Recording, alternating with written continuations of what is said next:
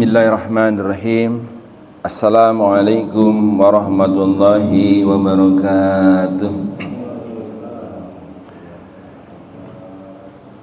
Innal hamdalillah nahmaduhu wa nasta'inuhu wa nastaghfiruh wa na'udzu billahi min shururi anfusina wa sayyiati a'malina. May yahdihillahu fala mudilla lahu wa may yudlil fala hadiyalah.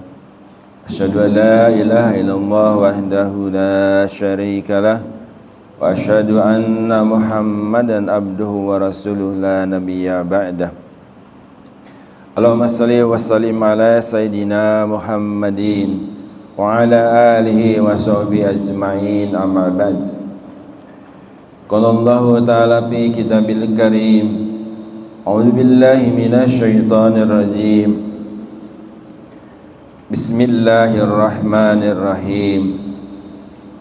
Ya ayyuhalladzina amanu taqullaha haqqa tuqatih wa la tamutunna illa wa antum muslimun. Rabbi ishrah li sadri wa yassir li amri wahlul 'uqdatam min lisani yafqahu qawli.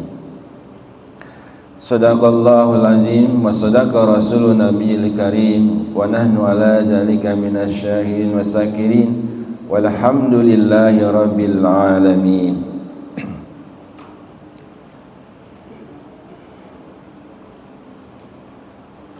Jamaah yang dirahmati Allah, tak hentinya mari kita panjatkan puja dan puji syukur kehadirat Allah Subhanahu wa taala atas nikmat yang Allah berikan kepada kita semua.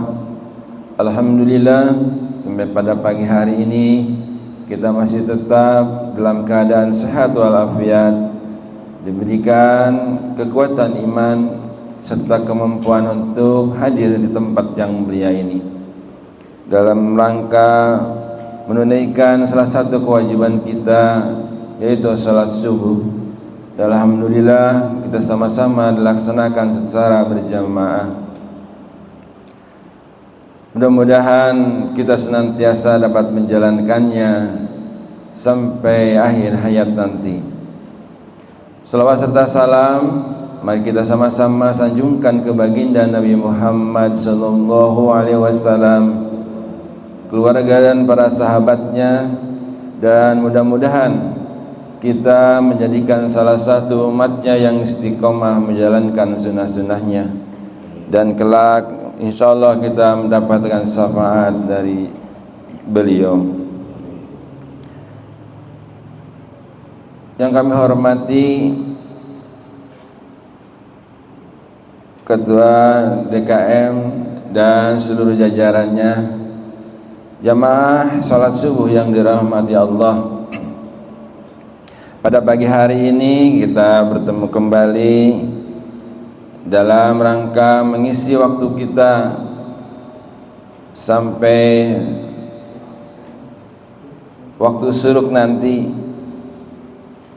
mengisi waktu, mudah-mudahan duduknya kita di sini menjadikan niat yang ikhlas karena Allah Ta'ala, mencari keriduan Allah Subhanahu wa taala, menambah ilmu pengetahuan, mudah-mudahan menjadi manfaat di dalam kehidupan kita sehari-hari. Pada pagi hari ini kami akan mencoba membawakan satu judul, yaitu nasab.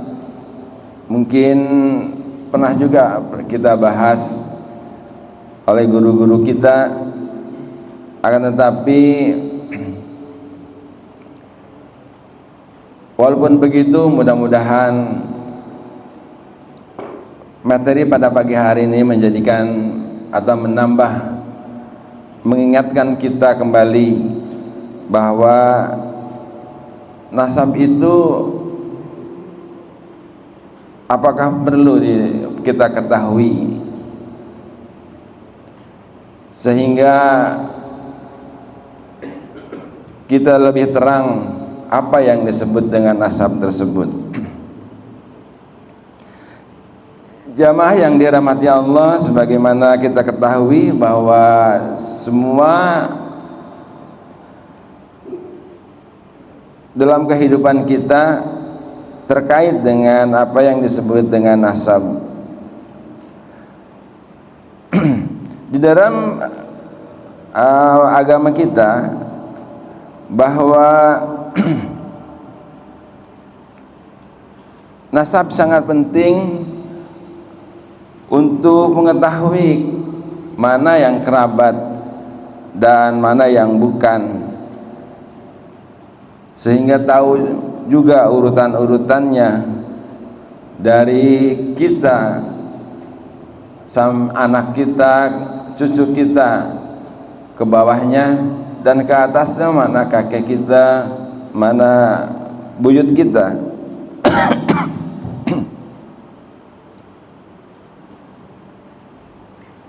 Jamaah yang dirahmati Allah, oleh karena itu antara nasab ini adalah berasal dari kata korobah atau kerabat. Kerabat dinamakan nasab dikarenakan di antara keduanya ada suatu hubungan serta keterkaitan yang berasal dari perasa atau nisbatuhu illa bihi nasabah, yang artinya adalah nasabnya para ayahnya. Dalam ajaran agama kita, dalam agama Islam, nasab merupakan suatu hal yang penting yang harus kita ketahui bersama. Sebab nasab berkaitan dengan hak waris, perwalian, serta hal-hal penting yang lain. Untuk mengetahui, misalkan kita akan melaksanakan sebuah acara pernikahan misalnya, seorang harus melaksanakan sesuai dengan syariat, sehingga harus memahami siapa walinya dan sebagainya. Agar lebih memahami arti nasab ini, maka mari kita menyimaknya lebih lanjut.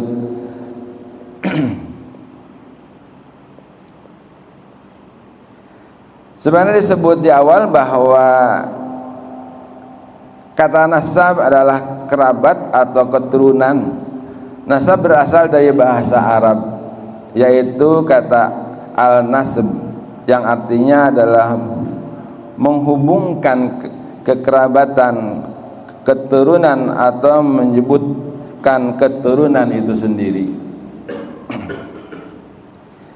Jika kata al-nasab dibentuk menjadi sebuah kalimat tanasub, maka artinya adalah hubungan atau ikatan, kesamaan, serta kesetaraan menurut Kamus Bahasa Indonesia. Keturunan terutama keturunan yang berasal dari pihak ayah. Akan tetapi bukan hanya keturunan saja. Kata nasab juga dapat digunakan untuk mendefinisikan hubungan darah secara horizontal. Contohnya seperti tadi yang disebutkan, dari pihak bibi, dari saudara kandung, dari paman, dan sebagainya. Jamaah yang dirahmati Allah, nasab juga dapat didefinisikan sebagai suatu tali yang menjadi hubungan keluarga serta hubungan darah lainnya. Sementara definisi dari kata nasab menurut istilah adalah keturunan yang didapatkan dari pihak pernikahan secara sah serta memiliki ikatan atau hubungan darah yang disebut dengan keluarga, baik keluarga dengan hubungan darah yang sifatnya vertikal seperti ayah, ibu, nenek, kakek, ataupun keluarga yang sifat horizontal seperti bibi, paman, saudara, dan lainnya.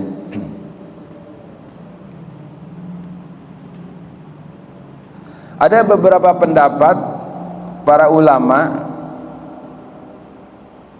pengertian nasab itu sendiri. Satu diantaranya menurut Ibnu Abi Tokhlib, nasab merupakan al-ittihsal baina insanain bi al-istiraq bi waladatin qaribatin audbaditin, yang artinya adalah hubungan dari keterikatan antara dua orang dengan bersamaan dalam kelahiran, baik dekat maupun jauh. Selanjutnya pendapat dari Wahbah al-Juhai, pengertian nasab menurut beliau adalah suatu sandaran yang cukup kokoh untuk dapat meletakkan suatu hubungan kekeluargaan sesuai dengan kesatuan darah ataupun pertimbangan bahwa yang satu ialah bagian dari yang lainnya. Contohnya, ada seorang anak yang menjadi bagian dari sang ayah dan seorang ayah bagian dari kakeknya. Maka orang-orang yang satu rumpun dengan nasab adalah orang memiliki satu tali darah dengan anak, ayah dan kakeknya itu sendiri. Pendapat lain dari Ibnu At-Tahiyah menyatakan bahwa nasab adalah seorang manusia yang berkumpul bersama-sama dengan lainnya di dalam satu hubungan kebapaan maupun keibuan, baik itu hubungan yang dekat atau hubungan yang jauh. Jamaah yang dirahmati Allah, maka oleh karena itu perlu kita mengetahui sistem penentuan nasab itu sendiri. Apabila ditinjau menurut antropologi, ada beberapa sistem penentuan nasab atau keturunan yang berlaku pada berbagai daerah di dunia. Di antaranya ada 4 sistem yang dapat menentukan nasab sebagaimana berikut. Yang pertama adalah sistem bilateral atau parental, di mana penentuan nasab artinya adalah keturunan yang menganggap bahwa keturunan berasal dari hubungan kekerabatan dari dua belah pihak, orang tua baik ibu maupun ayah. Selanjutnya ada yang disebut dengan sistem patrilinear. Sistem kedua ini adalah sistem yang menyebutkan bahwa keturunan nasab itu didapatkan dari hubungan kekeluargaan melalui pihak laki-laki saja dan tidak dari pihak ibu. Dalam penentuan nasab patrilinear ini, keturunan hanya dianggap atau hanya dilihat dari kerabat keluarga ayah saja. Yang berikutnya adalah sistem matrilineal, suatu penentuan nasab kebalikan dari sistem patrilinear ini. Artinya sistem yang keturunan yang memperhitungkan hubungan kekeluargaan dari pihak ibu atau pihak perempuan saja.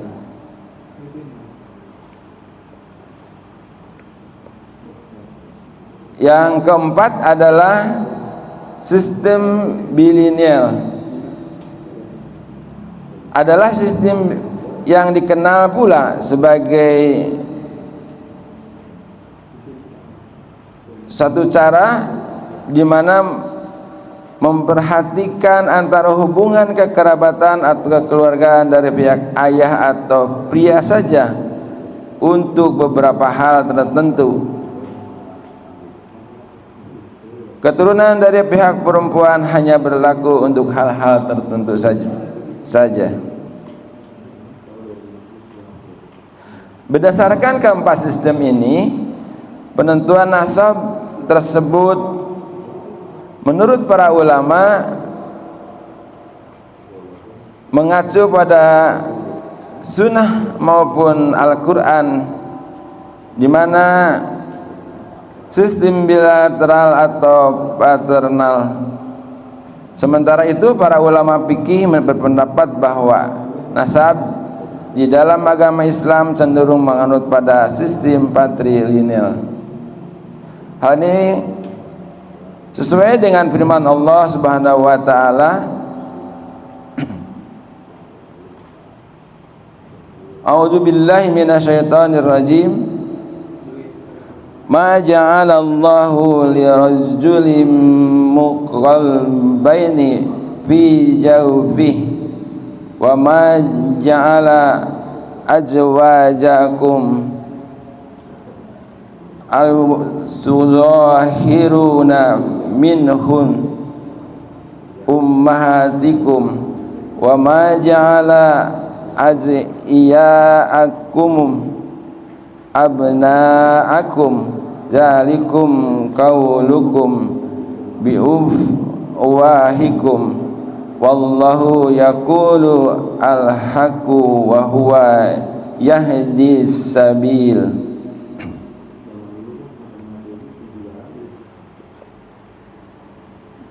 Di mana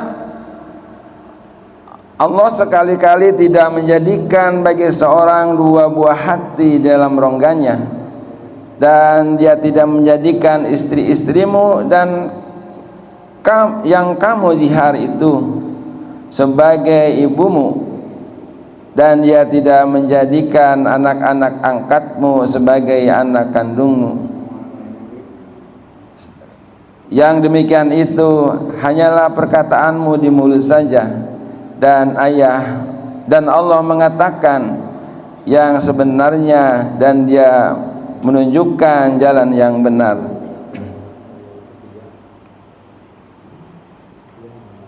Jamaah yang dirahmati Allah, jadi jelaslah bahwa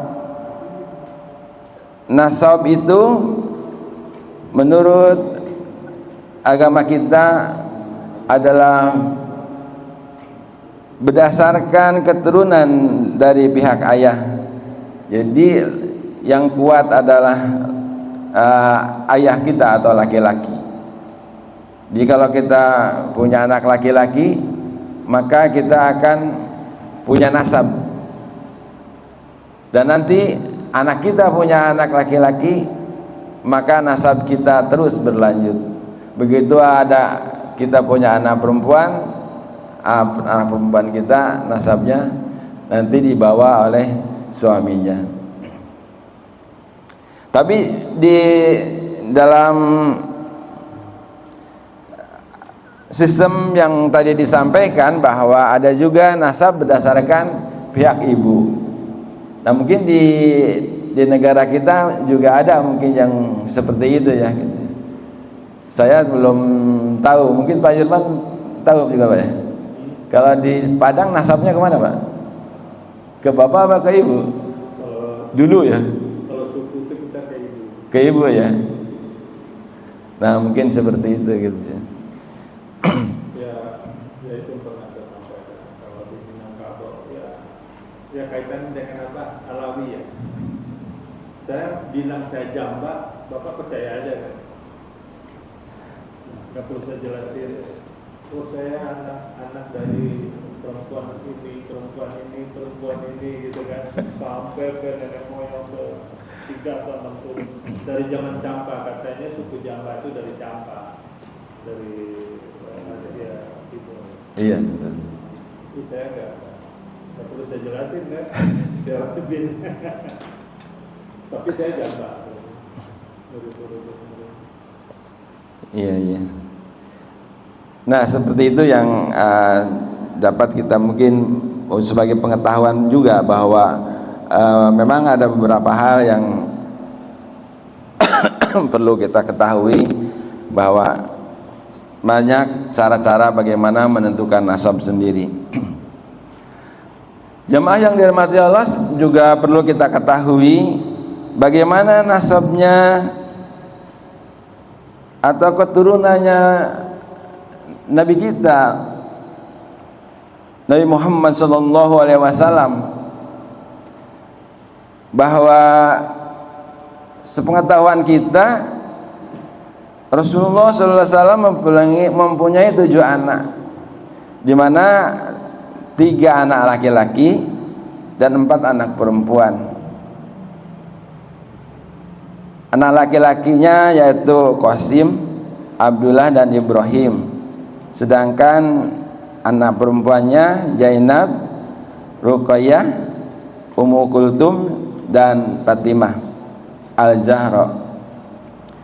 Setiap keturunan yang tadi kita ketahui adalah berdasarkan dari ayahnya. Namun khusus untuk keturunan Sayyidatuna Fatimah bersambung kepada Rasulullah SAW. Mereka lah tetap keturunan dari Nabi Muhammad SAW. Kok beda gitu ya? Nah, ini perlu kita ketahui bahwa ada satu hadis sebagaimana Rasulullah SAW bersabda, setiap anak yang dilahirkan ibunya bernasab kepada ayahnya kecuali anak-anak dari Fatimah.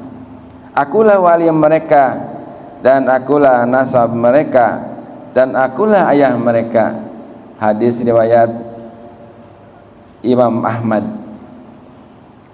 Jadi sebagai pengetahuan juga buat kita bahwa kenapa kok anak cucu Rasulullah masih ada gitu ya. Karena berdasarkan hadis ini, anak-anak yang lahir dari Fatimah Al-Zahra itu bernasab kepada Rasulullah. Beda dengan kita yang tadi berpendapat yang ambil oleh para ulama bahwa kita bernasabnya berdasarkan ayah. Sebelum lanjut kita bercerita kepada nasab tadi, barangkali sebagai pengetahuan kita pada pagi hari ini, kita akan mengetahui kemana sih anak cucu baginda Nabi Muhammad SAW yang berdasarkan keturunannya dari Sayyidatuna Fatimah Al-Zahra tersebut.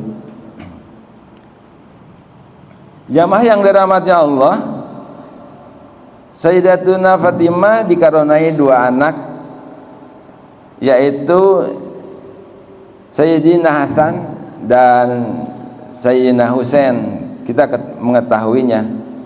Dari kedua cucu Nabi ini lahirlah anak cucu Rasulullah SAW hingga kini yang kita kenal dengan Syarif, Syarifah dan Sayyid, juga Habib. Kalau banyak berarti Habaib. Keturunan dari Sayyidina Hasan yaitu disebut dengan Al-Hasani. Ada sedikit saja di Indonesia.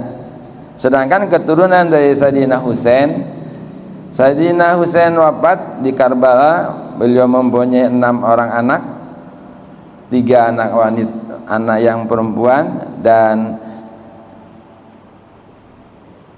Ali Akbar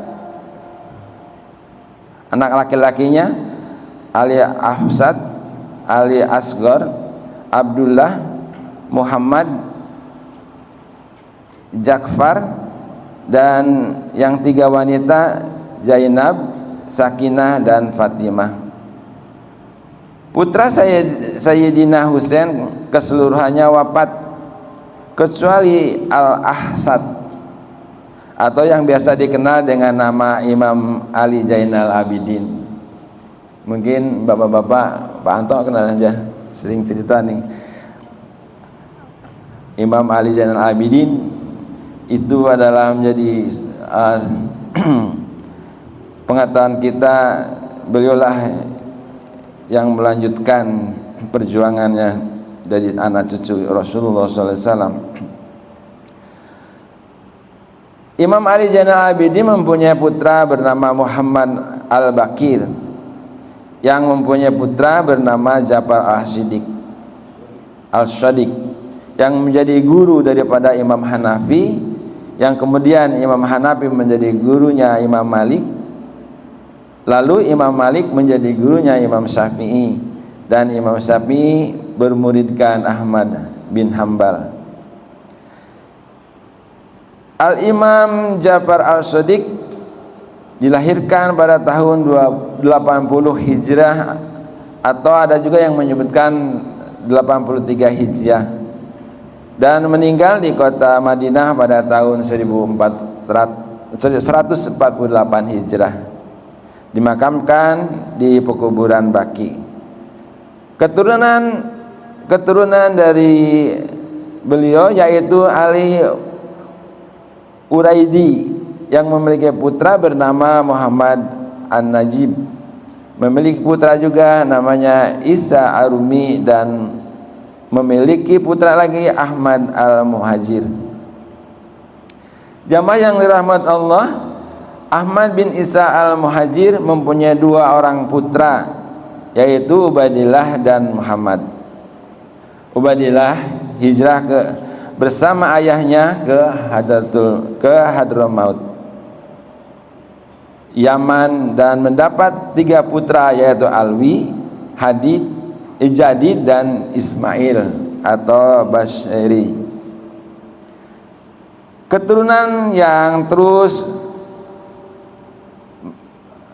melahirkan keturunan-keturunannya, di antara keturunan Jadid dan Ismail, berdasarkan sejarah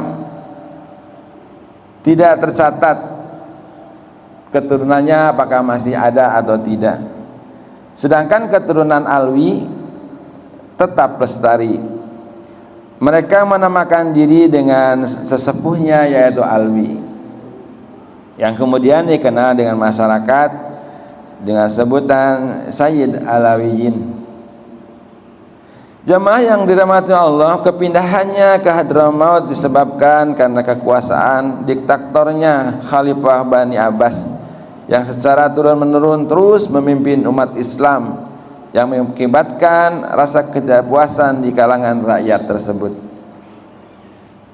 Akibatnya kepemimpinan yang diktator itu, banyak kaum muslimin yang hijrah, menjauhkan diri dari pusat pemerintahan, lalu hijrah dan menetap di Hadramaut tersebut yang berada di negara Yaman.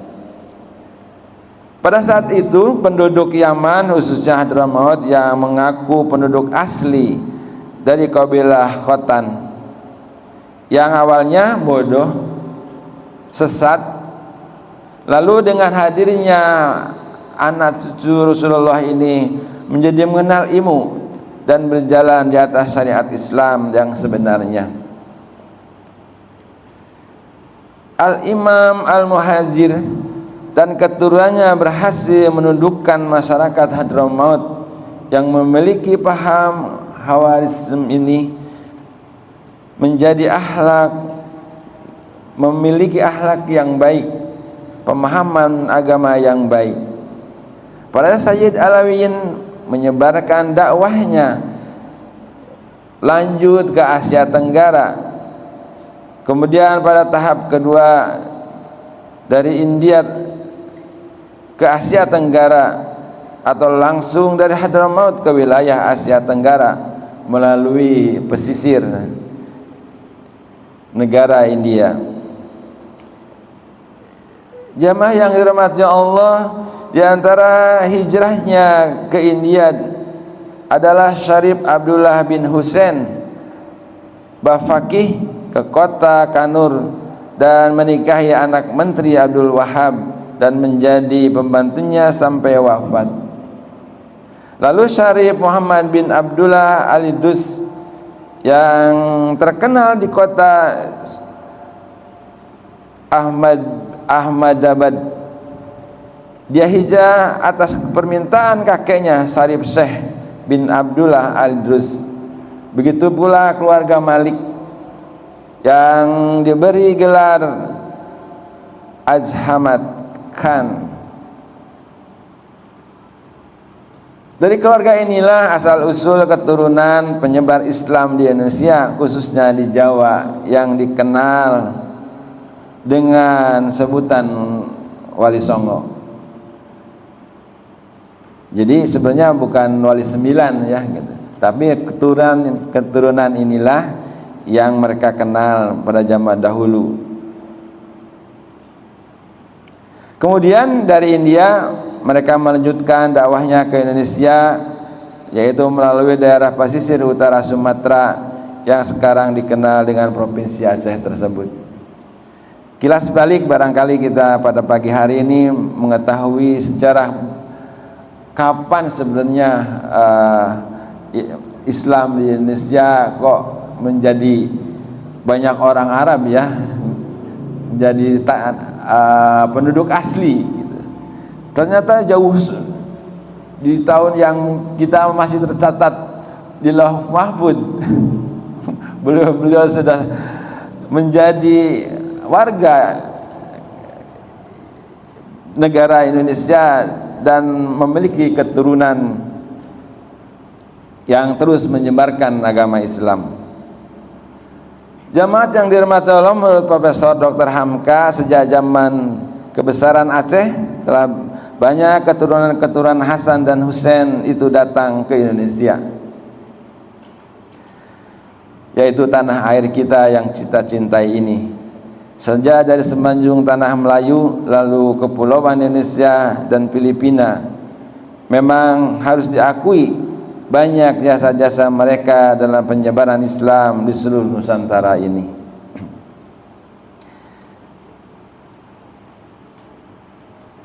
Penyebar Islam dan pembangun kerajaan Islam di Banten dan Cirebon, misalnya kita ketahui ada yang namanya Syarif Hidayatullah atau yang kita kenal dengan Sunan Gunung Jati. Juga diperanakan di Aceh. Syarif kebungsuan tercatat sebagai penyebar Islam di Mindanao dan Sulu. Itu adalah sejarah yang mungkin perlu juga kita melihat. Begitu kejadian-kejadian masa lalu. Sesudah pupus keturunan laki-laki dari Iskandar Muda mahkota alam, pernah bangsa Sayyid ini dari keluarga Jamalul Lail menjadi raja di Aceh. Negeri Pontianak pernah diperintah oleh bangsa Sayyid Al-Godri. Siak oleh keluarga dari bangsa Sayyid bin Sahab atau Malaysia, didominasi dan dirajai oleh bangsa dari Sayyid Jamalul Lail yang di Pertuan Agung III Malaysia. Sayyid Putra adalah Raja Perlis. Gubernur Sarawak yang ketiga, Tengku Haji Bujang, ialah berasal dari keluarga Al-Adrus. Jamaah yang dirahmati Allah, kedudukan para sayyid di negeri ini yang turunan-turunannya menyebabkan mereka lebih menjadi anak negeri di masa di mana mereka berdiam. Kebanyakan dari mereka menjadi ulama dan juga para pedagang. Mereka datang dari Hadramaut, dari keturunan Imam Isa bin Al-Muhazir dan Al-Faqih Al-Muqaddam. Mereka datang ke Indonesia dari berbagai keluarga, yang oleh karena itu kita banyak mengenal sekarang keturunan-keturunannya, di mana nasabnya boleh kita ketahui seperti keluarga Asgab, Al-Kaf, Al-Atos bin Syekh Abu Bakar Al-Hasbi, Bafaqih, Al-Adrus, Al-Haddad, Dikenal ya tokohnya Idrus ya. Bin Smith. Nah, sekarang yang ada yang rame Habib Smith gitu kan ya. Tokohnya rame sekali itu. Padahal masih muda menjadi rame. Jamalul Lail, Asyiri, Al-Aidin, Al-Zufri. Nah, Al-Zufri terkenal juga nih di negara kita. Ada di partai yang cukup bagus juga sekarang. Bin Sahab Al-Qadri, Akbar Albar, Ahmad Albar gitu. Al-Musawa, Gotmir bin Akil, Al-Hadi, Al-Jahir, Basaiban, Ba'adud bin Yahya, dan lain-lainnya. Cukup banyak sekali keturunan dari Hadramaut tersebut ke Indonesia. Dan kita ketahui sesungguhnya bahwa kakek nenek buyut beliau itu memang orang-orang yang memegang teguh agama Islam ini. Jamaah yang dirahmati Allah, orang-orang dari Arab khususnya Hadramaut mulai datang secara massal ke Nusantara, yaitu pada tahun abad ke-18, jadi 1800 tahun ke 1800. Sedangkan kedatangan mereka di pantai Malabar jauh lebih awal. Pembentian mereka yang pertama adalah di Aceh. Oleh karena itu kita tidak heran kalau Aceh disebut Semerambi Mekah ya.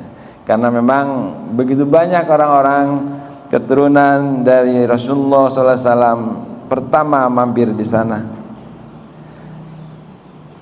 Dari Aceh mereka memilih pergi ke Palembang, Pontianak, dan lain-lain.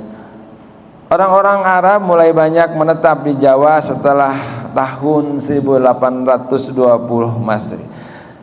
1870 Masehi. Sudah banyak orang-orang dari kabilah-kabilah tiba di Nusantara ini. Seperti pendudukan Singapura oleh Inggris pada tahun 1819 Masehi, dan kemajuan besar dalam bidang perdagangan membuat kota itu menggantikan kedudukan Aceh. Jadi sebelum Singapura rame, sebenarnya perdagangan itu rame di kota Aceh. Tapi semenjak Inggris menduduki Singapura, maka perdagangan beralih ke Selat Malaka. Jadi itu terjadi sejak pembangunan pelayaran kapal uap di antara Singapura dan Arab. Aceh sudah menjadi tidak penting lagi menurut mereka. Jamaah yang dirahmati Allah, perlu kita juga ketahui bahwa di Pulau Jawa terdapat 6 kabilah besar, yaitu di Batavia yang sekarang kita kenal Jakarta, kemudian Cirebon, Pekalongan, Semarang, Tegal, dan Surabaya. Di Madura hanya ada 1, yaitu di Sumeneb. Kabilah Arab di Surabaya dianggap sebagai pusat kabilah di Pulau Jawa di bagian timur. Kabilah-kabilah Arab lainnya yang cukup besar berada di Probolinggo, Lumajang, Pasuruan, Bangil, Basuki, dan Banyuwangi. Kabilah Arab di Basuki mencakup pula orang Arab yang menetap di kota Panarukan dan Probolinggo. Sebagai catatan bahwa kabilah-kabilah Arab Hadramaut khususnya Alawiyin yang berada di lokasi pesisir menetap menggunakan nama-nama kabilah mereka. Sedangkan Alawiyin yang tidak dapat pindah ke pesisir, mereka berganti berbagai sebab. Mereka berganti nama dengan nama-nama Jawa. Mereka banyak yang berasal dari keluarga Ba'dud, Saibian bin Yahya, dan lain-lain sebagainya. Jadi jamaah yang dirahmati Allah, kita mengetahui mungkin namanya berganti gitu ya, tidak lagi pakai nasabnya. Jadi seperti kita ketahui pejuang-pejuang yang ada di zaman itu masih berperang dengan raja-raja, sebenarnya mereka putra-putra dari keturunan Alawiyin ini. Akan tetapi karena tadi dia berada di tengah kota, sehingga dia harus merubah namanya, seolah-olah dia bukan orang Arab gitu, bukan keturunannya. Begitulah perjuangan mereka menyusuri pantai sampai ke Nusantara ini, dan tetap mereka menjadi penduduk asli, bukan lagi pendatang. Karena setiap mereka datang menempati satu negara dan mereka menjadi penduduk aslinya. Mereka merasakan bahwa disitulah dia hidup dan disitulah dia berjuang. Perlu kita ketahui juga ada beberapa tokoh yang mungkin kita kenal yang saat ini perlu kita juga mengetahuinya, bahwa 3 tokoh ini perlu menjadi catatan kita dalam perjuangan bangsa ini. Salah satunya adalah Habib Idrus bin Salim Al-Jubri. Pak Anto masih kenal nggak? Di mana gitu? Orang mana dia tuh? Jadi beliau adalah sebenarnya kan cucunya Rasulullah. Mereka berjuang di Sulawesi. Dia mendirikan pesantren sampai 420 pesantren. Luar biasa ya. Jadi membangun bangsa itu melalui pendidikan.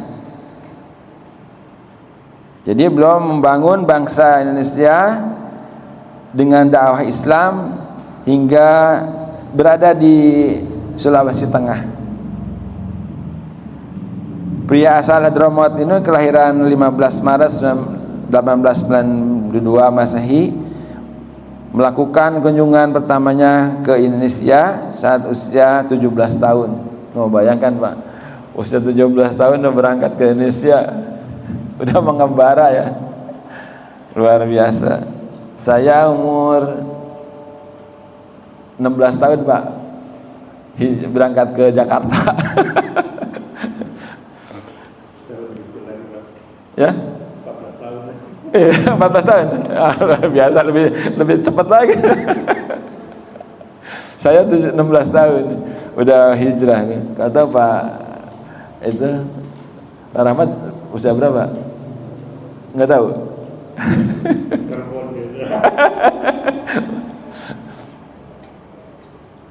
Jadi kita berjuang mengarungi kota Jakarta yang dengan bus Gamadi, cerita gitu kan, itu luar biasa. Pondok Labu masih hutan, Pondok Indah juga masih hutan karet. Sekarang jadi hutan bangunan, mall, luar biasa. Kemudian yang kedua adalah Abdurrahman Baswedan. Abdurrahman Baswedan kita ketahui bahwa beliau memperjuangkan kemerdekaan Indonesia sehingga mendapatkan pengakuan pertama kali dari negara Mesir. Beliau memperjuangkan negara kita untuk merdeka. Selanjutnya, tidak kalah pentingnya adalah tokoh yang sangat membantu bangsa kita ini, yaitu Faraz bin Said. Nah, ini Pak Anto kenal nih, Faraz bin Said. Rumahnya di Pegangsaan Timur nomor 56. bin Marta. Jadi Faras ini adalah seorang pedagang keturunan Yaman yang berjasa dalam detik-detik kemerdekaan Indonesia. Melansir laman, Faras ini adalah pemilik rumah di dalam Pegangsaan Timur yang berganti namanya bin Marta. Kini menjadi tempat dibacakannya teks proklamasi. Gitu. Itulah 3 tokoh yang mungkin masih diingat oleh bangsa kita. Kalau yang lain-lain tidak begitu, tapi pengembangan Islam secara keseluruhan sampai hari ini masih banyak tokoh-tokoh dari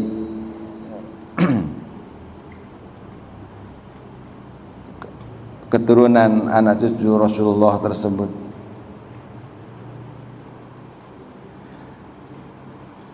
Udah lewat sih. Baiklah jamaah yang dirahmati Allah, karena waktu juga yang sudah melewati suruh, kita akhiri. Itulah kira-kira yang dapat kita ketahui pada pagi hari ini, bahwa ternyata nasabnya dari Rasulullah SAW sampai pada hari ini terus berlanjut memperjuangkan agama kita ini untuk tetap menjadi agama rahmatan lil alamin yang selalu kita jaga pula. Dan nasab ini menjadi penting karena untuk bisa mengetahui hubungan kerabat, jangan sampai kita menikahi sesungguhnya kerabat yang menjadi mahram kita. Oleh karena itu penting juga untuk disampaikan kepada anak cucu kita, saudara kita, agar bisa mengetahui nasab kita yang sebenarnya. Itulah yang dapat kami sampaikan, mudah-mudahan bermanfaat bagi kita semuanya. Salahnya dari diri saya mohon maaf kepada seluruh jamaah, dan kami mohon ampun kepada Allah Subhanahu wa taala. Mari kita tutup kaji kita pada pagi hari ini dengan doa kafarat majelis. Subhanakallahumma wa bihamdika asyhadu an la ilaha illa anta astaghfiruka wa atubu ilaik. Bila taufiq wal hidayah. Assalamualaikum warahmatullahi wabarakatuh.